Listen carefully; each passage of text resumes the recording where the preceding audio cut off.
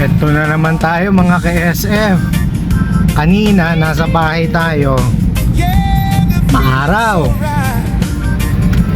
Itong lumabas tayo ngayon, nag-umpisa na naman umambon. Lintik na, may balat yata tayo sa puwet eh. Ha? Malakas makiramdam tong panahon ha. Pagka papunta na tayo ng loop, sumasama panahon. Kanina maaraw no. Anong oras na? Oh, kanina mga 11, maaraw na. Sinusubukan tayo ng panahon ha. Ayaw mga ka-SF, ganyan din ba kayo? Ay nako, drive muna ako. Bye. Okay mga ka-SF, mga ibon, ito konting pagpag lang tayo no. Pakawalan natin yung mga ibon natin. Yung iba parang di na marunong lumipad. Nag-open na ako ng ating loop, ayaw pa maglabasan.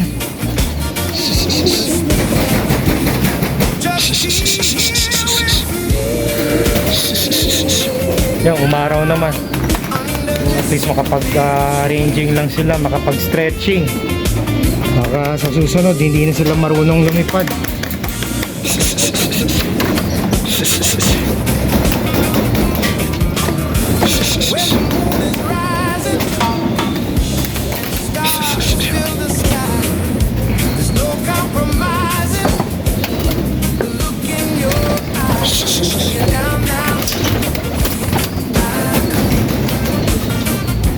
Okay mga ka-SF, mga ka-ibon, sa wakas nakapagpalipad tayo. Ito, medyo umaraw, basta importante makapagpagpag sila kasi ano, 5 days na sila kahapon na hindi nakakalipad.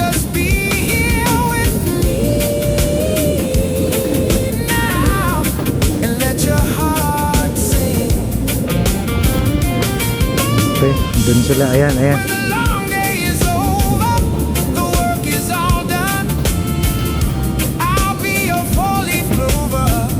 Importante makalipad sila.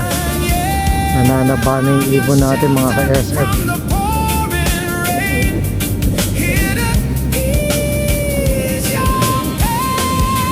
Sulitin natin yung araw.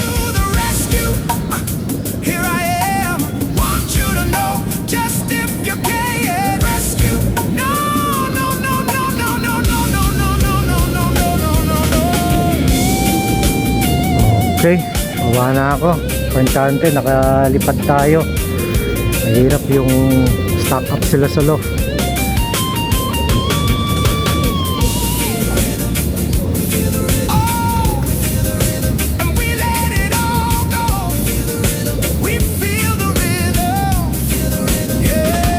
Madali lang yan sila papasukin kasi gutom na rin yan eh.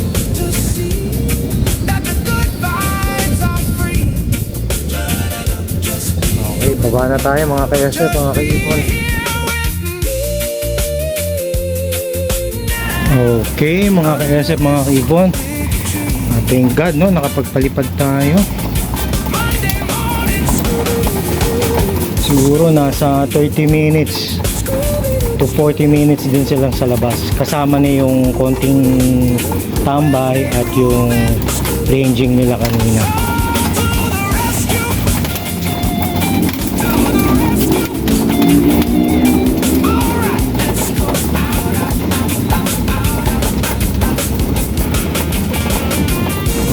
Hindi ko lang alam kung kulang pa ako ng isa, pero sana kompleto na kasi sasarado na natin yung ating landing board para safe tayo, hindi tayo papasukin na pusa. Nakapagkayod na rin tayo dito ng ito yung landing area nila, yung platform dito sa loob ng loft. Okay,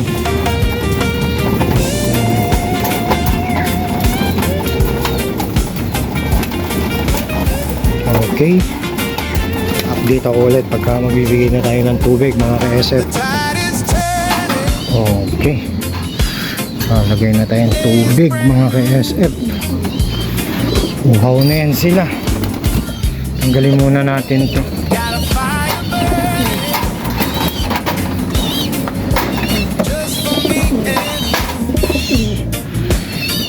Ito yung mga ibon natin. Buti, masisigla sila. Iwasan natin yung pagka tumamblay. Lalo na pag ganito ang panahon.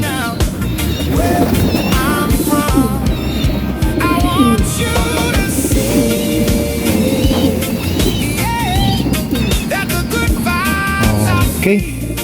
So, paano mga ka-SF, mga ka-ibon? Thank you ulit sa pagsubaybay. Bye!